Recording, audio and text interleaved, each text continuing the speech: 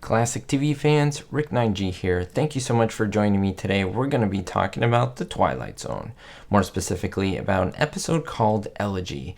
And I will talk about some of the challenges that they undertook to make this episode. Now, this originally aired February 19, 1960. Now, it's a great episode if you have seen it. Maybe one that isn't readily remembered or one that most people go to immediately, but it is a rather good one. Now, this story is a bit in the future, and it talks about three astronauts, Weber, Myers, and Kirby. Now, they come down on this remote asteroid, and they run into this crazy mystery. The place where they come out at, it's quite Earth-like. It's very much like Earth, in fact.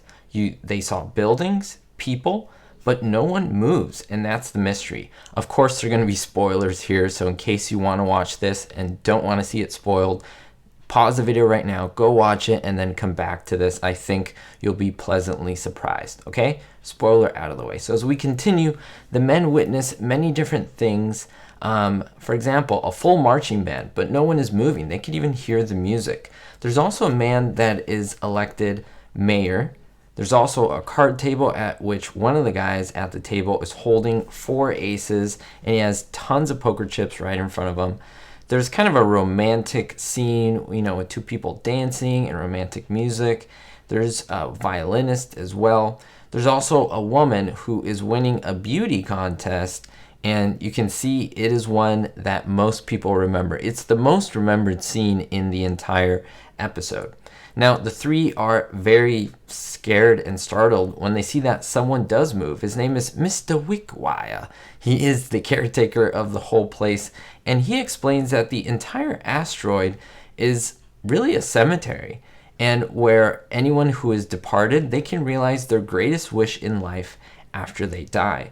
Now, he serves the men wine and starts to talk about them and asks them what their greatest wish is. Well, unfortunately, he put something in their drink, which brought them to their demise. Now they realize this. The 3 of them replied that they wanted to be on their ship heading for home, and Wickwire reveals himself to be essentially a robot who has poisoned their drinks, and now he wants to have the continuity of this cemetery by killing them off and essentially putting them in their happy state, which is returning to the ship or returning to Earth on their ship. And essentially he's fulfilling their wish. They are completely frozen and still, and Mr. Wickwire continues taking care of the place almost like the host or the caretaker. It's a very creepy episode, but at no time is it scary or frightening. There's even cheerful music going on for most of it, which is pretty crazy, but it's one that is very, very memorable.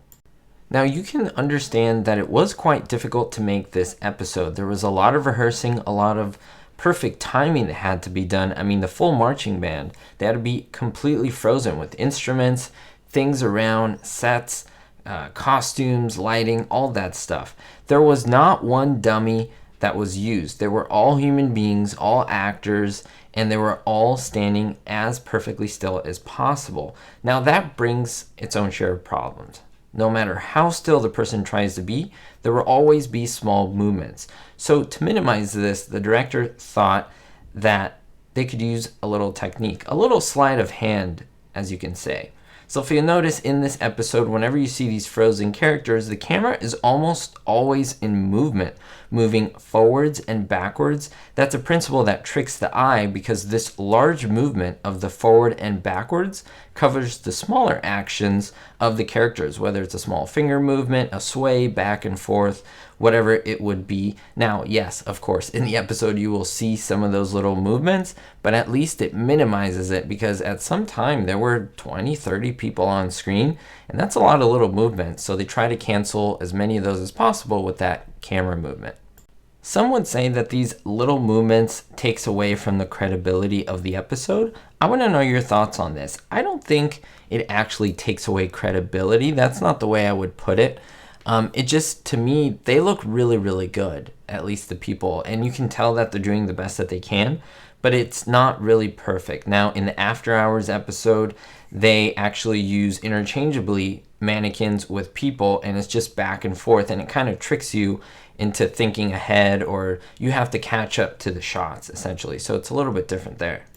And I absolutely needed to tell you about this factoid, one that many of you may not know. And that's that one of the scenes they were trying to do was an automobile race. Now think about this, right? People or humans in cars that are supposedly moving.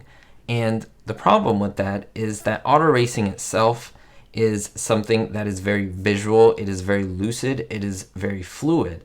However, that didn't translate well on film if they all had to stand in place, right? The cars, there's no movement. I mean, stationary cars don't seem to be frozen in movement. They just seem to be parked. And they didn't want to show parked cars, essentially. They wanted to show cars moving that were just frozen in time. So what they did, they removed that scene completely, and they had another one, the most memorable scene, which was the beauty pageant. Now, actually, as I mentioned, many people really liked that, and there was a little bit of an argument with Charles Beaumont and the director and the people who were making it into which one was better, where they wanted to use the beauty pageant part or they wanted to use the car race part, and it was something that they never really settled. Now, the performance by Cecil Kellaway is amazing as Wickwire, the robot caretaker. Why? Because the episode would have been super morbid if he weren't in there. I mean, he brought this just joy and this peacefulness to him that really made the episode what it was. And so it's really good. If you haven't seen it, I would really check it out. And I'd love to know your thoughts down below. What do you think about this? Did you know about the secret? That is that secret automobile race that was removed, and they put the beauty pageant in there. Would you have preferred the automobile race to see that frozen, or to see the beauty pageant, which we did see? Which one did you like more? I always love to know and see your thoughts down below. Thanks so much for the support as always, and most importantly, be hopeful. Thank you so much to my supporters on Patreon, especially my Diamond tier patrons. New patron Gerard D, David D, Citizen Kane 359, Greg S, Kevin K, Ricky, Sally, and Vito L. Make sure to check the links in the description to see how you could be on this list as well.